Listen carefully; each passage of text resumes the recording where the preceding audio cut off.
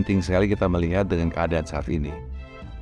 Dengan keadaan apa telah terjadi dengan pandemi, yang dimana juga akhirnya mengenai energy cost yang tinggi, mengenai food cost yang tinggi, dan juga scarcity ataupun kesusahan mendapatkan food, ya.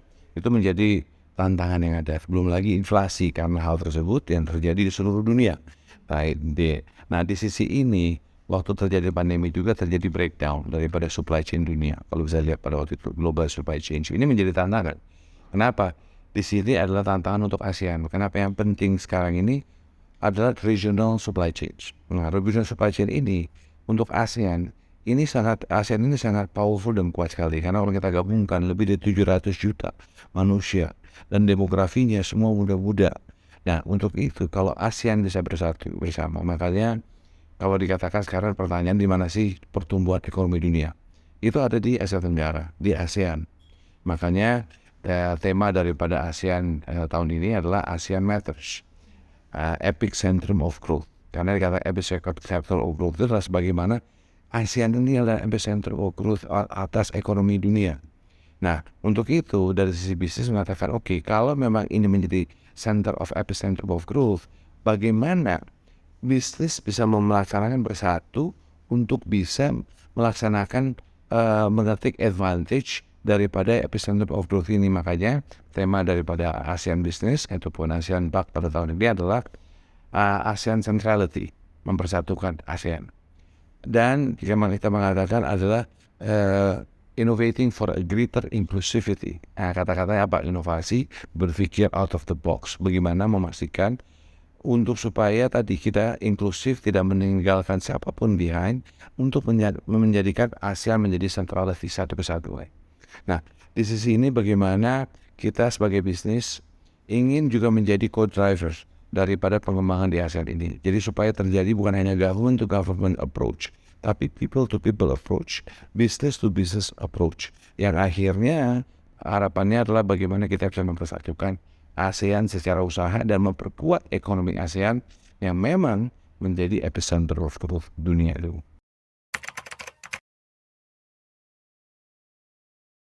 Nah, jadi kita membawa namanya 5 prioritas ya, untuk ke dalam keketuaan Indonesia khusus untuk bisnis. Itu kita membawa 5 prioritas.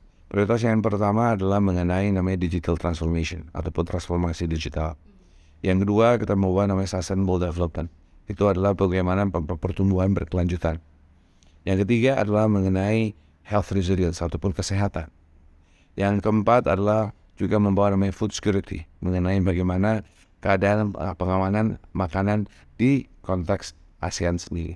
Yang kelima adalah bagaimana investment dan juga trading ataupun perdagangan dan juga investasi, supaya perusahaan-perusahaan di ASEAN bisa lebih banyak berinvestasi di ASEAN sendiri, di negara-negara ASEAN. Karena kalau terjadi banyak investasi di antara negara ASEAN dan bisa menumbuhkan perdagangan di antara negara ASEAN, apa yang terjadi adalah kita menambahkan lapangan pekerjaan di ASEAN, menyiapkan juga namanya pengembangan ekonomi di ASEAN. Dan sekarang ini kan kita cukup hebat sekali di ASEAN. Kalau kita bicara secara ekonomi growth di ASEAN, itu adalah 5,5% secara average semua 10 negara ASEAN yang ada, di mana Indonesia adalah menjadi salah satunya. Jadi kalau kita lihat bagaimana ekonomi growth di ASEAN dan juga bisa bagaimana negara-negara ASEAN bisa menjaga inflasi seperti Indonesia menjaga di angka 5%, negara-negara di ASEAN juga demikian. Ini secara ekonomi akan memperkuat, dengan prioritas yang tadi ini akan juga mengembangkan lebih besar lagi. Itu yang menjadi kunci bagaimana memastikan lagi bahwa tadi investasi dan perdagangan di antara negara ASEAN bisa tumbuh lebih baik lagi. Selain 5 prioritas itu, kita juga menciptakan namanya legacy project, supaya tadi nggak bicara policy aja, tapi real apa nih yang bisa kita lakukan ya. Sebelum saya menjelaskan apa ini juga akan menguntungkan untuk Indonesia. Fokus kita pastinya adalah bagaimana mengembangkan ekonomi ASEAN ini khusus untuk UMKM juga. Karena demografi di ASEAN sama seperti di Indonesia, 90% lapangan pekerjaan datang dari UMKM. Kontribusi terhadap pendapatan dari ekonomi di Indonesia datang angka 67% dari UMKM. Di ASEAN angkanya 85%. Nah, ini yang penting. Jadi bagaimana membuat program-program untuk itu. Nah, contoh dalam konteks prioritas digital transformation, kita adakan 3 project yang dimana bisa menyentuh langsung Yang pertama adalah namanya ASEAN QR Code, ataupun ini pembayaran menggunakan namanya kalau handphone pakai QR Code itu bisa. Ya, di mana di antara negara-negara kita. Nah, untuk itu dengan ASEAN QR Code ini juga kita melakukan pakai local currency apa? Ya, kalau kita rupiah kita pakai rupiah, di Thailand pakai baht, ya. Nah, di sisi ini bagus untuk UMKM apa? Dengan sendiri tanpa harus membuka rekening baru dan lain-lain, dengan apa yang ada bisa bertransaksi, ya. Lebih lanjut lagi mengurangi biaya transaksi sampai dengan 200 basis point ataupun 2%. Kenapa? Yang biasanya mungkin kita harus pakai ke link ke internasional dan lain-lain, ini nggak perlu. Di antara negara ASEAN jadi itu bisa mengurangi cost of funding daripada UMKM sebesar 2%. Nah, itu sebagai contoh salah satu ASEAN QR Code dan real, dan itu bisa dikenal oleh UMKM kita, dan kita bisa bertransaksi, berjualan dan segala macam. Dan untuk turis juga mudah. Jadi tinggal waktu mau datang ke manapun negara, ya udah bawa handphone aja gitu kan untuk bertransaksinya, contohnya. Itu satu. Yang kedua adalah wiki entrepreneurship atau wiki wirausaha. Yang coba bagaimana kita melink antara UMKM dan negara-negara ASEAN yang sudah kita lakukan di Indonesia di antara provinsi dan juga kabupaten kota, yang kita kembangkan dalam G20 kemarin kita lakukan antara Indonesia dengan Jepang misalnya. Nah, di sisi ini misalnya adalah perusahaan Jepang misalnya mau melakukan pembelian bisa melewati yang namanya platform ini. Nah, tapi lebih dari platform ini adalah ini, bukan hanya untuk linkage network antar jejaring antar UMKM, tapi juga tadi ada demand, yaitu perusahaan-perusahaan yang ingin mendapatkan produk atau services dari UMKM di Indonesia ataupun negara ASEAN. Nah, untuk itu lebih lagi mentoring, yaitu apa? Selain membeli, dia melakukan mentoring. Jadi kalau misalnya Jepang ada mebel, ya mebel Jepang ini misalnya contohnya ada perusahaan mebel Jepang yang membuat mebel, dia bisa bikin desainnya, dia bilang oh caranya begini, diajarkanlah pada UMKM kita, prosesnya begini, caranya begini, lalu dibeli barangnya. Nah, jadi dengan demikian terjadi dua hal, terjadi marketplace, ya, terjadi pembelian, terjadi transaksi, tapi mentoringnya terjadi karena bisa membimbing yang namanya tadi UMKM di Indonesia sebagai contoh, dan juga di mana dilakukan pembeliannya juga. Nah, untuk itu si UMKM Indonesia bisa mendapatkan akses pendanaan lebih mudah. Kenapa? Bank juga percaya, ya kan? Karena apa? Risikonya dituruni dan harapan bunganya bisa turun. Nah, ini yang kita lakukan namanya wiki entrepreneurship ataupun wiki wirausaha.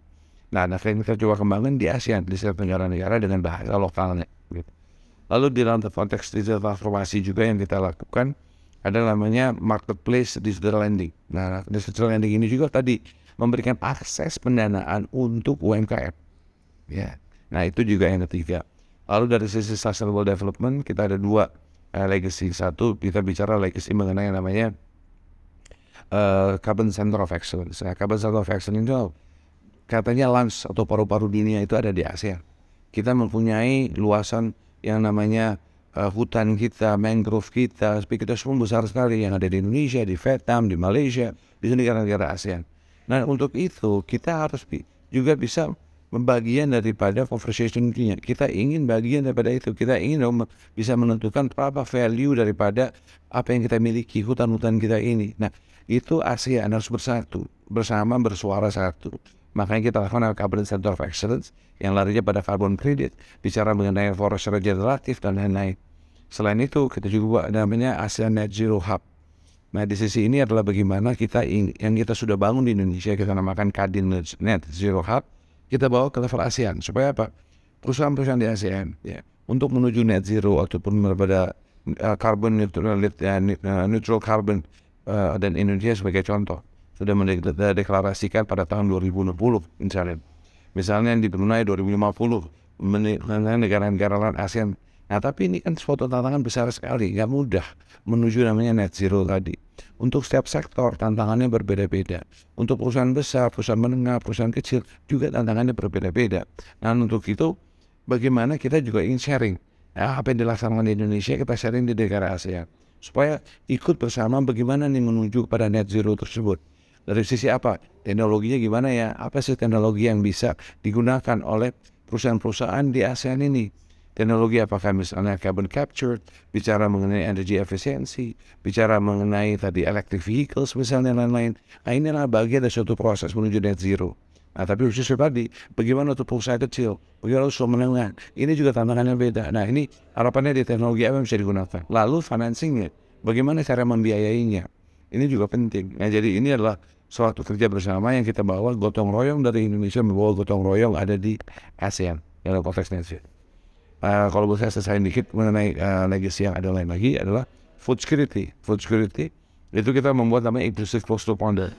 Bagaimana memastikan pertama adanya food security di antara negara ASEAN supaya kita lihat apa sih yang bisa dibuat atau ditanam ini kan oleh negara-negara ASEAN. Nah, namun dalam proses itu kita bilang tidak boleh dilupakan namanya siapa? Petani-petani. Kita harus mengajak petani. Ini bagian daripada food security ini. Nah, untuk itu kita membuat namanya inclusive close of model. Bagaimana perusahaan besar membantu perusahaan kecil, perusahaan menengah membantu yang kecil, yaitu tadi petani-petani supaya diajak petani juga bersama-sama lebih sejahtera dan menjadi bukan hanya petani pekerja, tetapi petani usaha. Nah, itu yang food security. Lalu untuk bicara mengenai health resilience, itu juga bagian daripada kita nggak boleh lupa pandemi ini baru saja berakhir. Tapi tantangan pandemi ke depan bisa saja ada.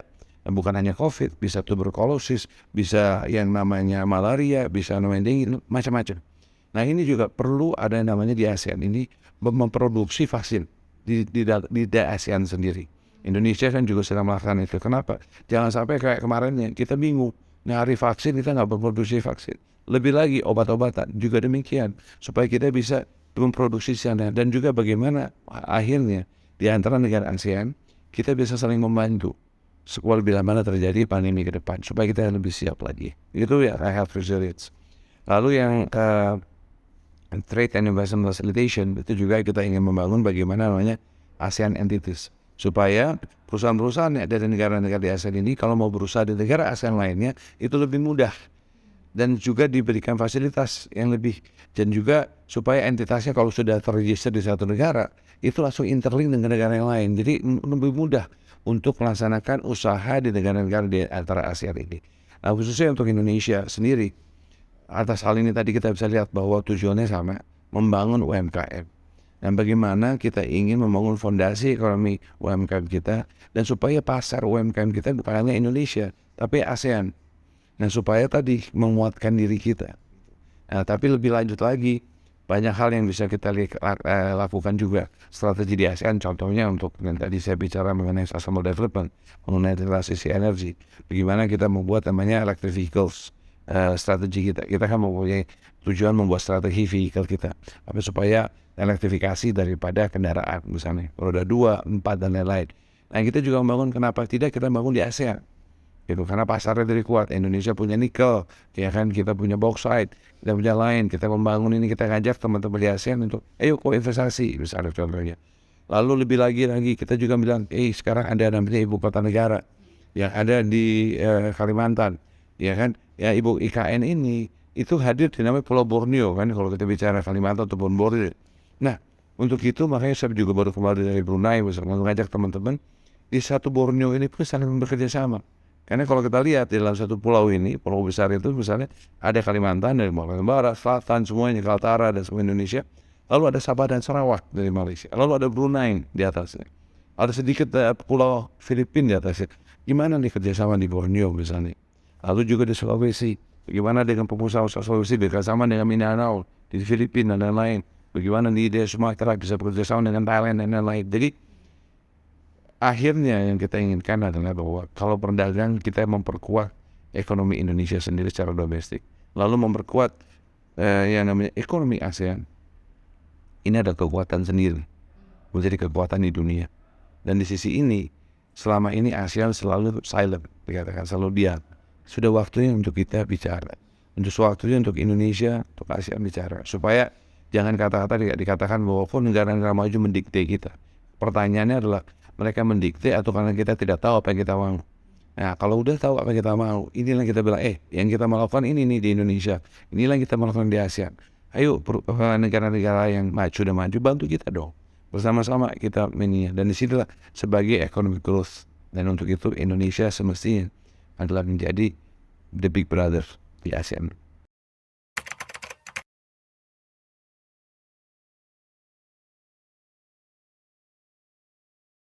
Begini, pertama, kenapa kita harus memilih? Karena kita berteman, bersaudara dengan China, dengan Tiongkok, kita berteman, bersaudara dengan Amerika, ya kan? Semua ini kita selalu dalam konteks job atau dalam konteks politik, kita selalu non-block. kita ingin berbisnis, bekerja sama dengan semuanya. Kalau buat saya, kenapa nggak take advantage dengan adanya sekarang trade war antara Amerika dan China? Buat saya bilang kita nggak usah pikirin dunia, tapi yang penting saya bisa berdagang sama China, saya bisa berdagang dengan Amerika. Untuk itu kita menyiapkan diri kita, malahan mungkin lebih bagus. Dengan itu yang tadinya mungkin Amerika mendapatkan semua barang dari China bisa datang dari Indonesia, dari ASEAN. Sama juga yang China sekarang ini kan, kita juga bisa menguplai sebagai contoh. Buat baterai, misalnya. Baterai yang kita akan bangun, yang kita akan dibuat di Indonesia, bisa digunakan di negara China, di Tiongkok, bisa digunakan oleh Amerika Serikat, bisa digunakan oleh Eropa, bisa oleh semua.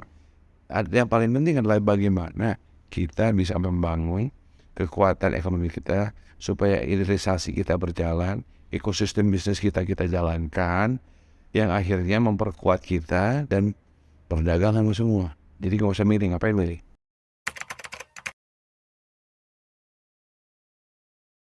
Ada dua. Pertama, kita harus melakukan investasi. Kenapa? Tambah banyak uang masuk untuk investasi, itu akan menyiapkan more lapangan pekerjaan. Ya, kita investasi maupun yang banyak, yang masuk banyak, akan terbangunlah ekosistem usaha. Yang akhirnya industri kecil dan menengah bisa berpartisipasi, UMKM bisa berpartisipasi dari konteks tadi. Karena itulah efek daripada investasi yang ada. Makanya kita harus bangun ekosistem, dan seperti yang dikatakan oleh Pak Presiden, bangun ekosistem supaya tadi tidak hanya investasi besar ya, tapi triple effect yang bisa masuk ke dalam situ. Lalu perdagangan itu juga dengan sendirinya sama investasi, perdagangan akan lebih tinggi lagi. Nah, tapi perdagangan ini yang harus kita fokus juga, perdagangan di dalam negeri, di antara kita sendiri. Supaya apa? Supaya kita tidak ada dependensi terhadap luar. Pada hari ini, alhamdulillah, kondisi ekonomi kita baik, karena 55% dari kondisi ekonomi itu karena kita domestik. Kalau kita bisa perbesar dari 55%, itu lebih besar lagi. Jadi perdagangan di antara provinsi dan antara kabupaten kota bisa berjalan. Ekonomi kita tidak tergantung dengan apapun yang terjadi di dunia ini, ya kan? Efek pasti ada. Tapi kalau kita pakai kekuatan itu, makanya kita harus jaga pasar domestik kita. Juga tadi, saya selalu mengatakan bahwa ini kita perang ekonomi sebetulnya. Jadi kita untuk perang ekonomi, kita bisa bersatu, bergotong royong bersama-sama. Contohnya pada hari ini, kami meluncurkan yang namanya Kadin Fonaker. Untuk apa? Platform untuk mengembangkan tenaga kerja kita, supaya tenaga kerja kita bisa upskilling dan reskilling. Ini sebagai contoh. Kenapa?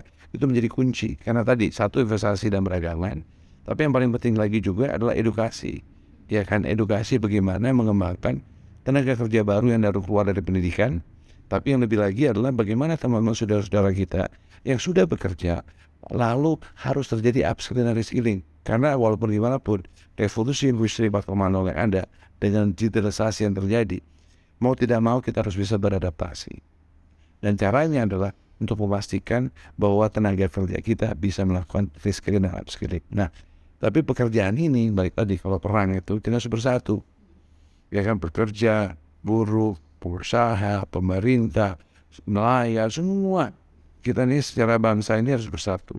Jadi memang yang harus kita pikirkan adalah bagaimana persatuan kita, gotong royong supaya kita ini sejahtera. Kalau kita ribut, nggak akan selesai urusan kita, nggak ada economic growth, nggak akan ada kesejahteraan dan kemakmuran.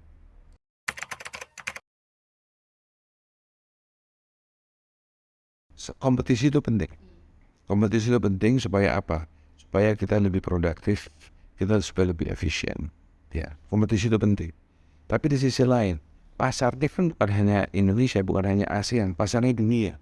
Bayangkan kalau kekuatan kita bisa bersatu, ya kan? Sama seperti ya filosofi kita, ideologi kita Bhinneka Tunggal Ika. Bagaimana perbedaan kita kalau kita satukan, itu menjadi kekuatan. Itu yang harus ada di antara ASEAN sendiri tadi. Jadi jangan dilihat, saya mengatakan pada teman-teman di ASEAN, jangan lihat dari kompetisi saja, tapi complementary. Malahan kita ajak di luar ASEAN, kita ajak Australia misalnya. Selama ini Australia berdagang, waktu saya datang ke Australia saya bilang, kok berdagang sama Indonesia aja $1 miliar, dia sama Tiongkok $100 miliar. Kenapa enggak? Kok ini kan kita tetangga, kenapa tidak masih melakukan lebih banyak lagi berdagang dengan Indonesia, dengan ASEAN misalnya. Nah, lebih lagi kita juga mengajak teman-teman di Australia, kita ada mineral nikel, mereka ada lithium, kenapa nggak kerjasama ya? Membuat apa? Nilai tambah yang bersama. Akhirnya apa? Bayangkan aja kalau ASEAN Australia di satu kesatuan di sini. Kita ambil contohnya untuk motor electric vehicles ya. Itu kekuatan besar. Nah, jadi yang kita harus bangun adalah memang ikatan-ikatan kerjasama di antara kita, di antara region kita ya, regional kita untuk memperkuat. Dan ini upaya kita untuk, dan saya rasa Indonesia sejak G20 di mana Pak Presiden menjadi presidennya, dan bisa terjadi deklarasi G20 pada keadaan geopolitik yang sangat ini sekali, yang sangat berat. Dan sekarang menjadi ASEAN, Indonesia ini menjadi sebetulnya sudah big brother saya katakan tadi. Coba Indonesia to take the lead untuk mengajak semua keluarga besar ASEAN. Nah, makanya untuk bisnis kami sendiri itu mendatangi setiap negara ASEAN, bertemu sama semua bisnis yang di sana, bertemu dengan stakeholders itu, berarti pemerintah minta untuk mendengarkan, kenapa sih kita tidak bersatu, dan jawabannya semua, ayo kita harus bisa bersatu. Kita menunggu Indonesia. Indonesia adalah big brother kita. Jadi sudah waktunya kita bersuara di dunia.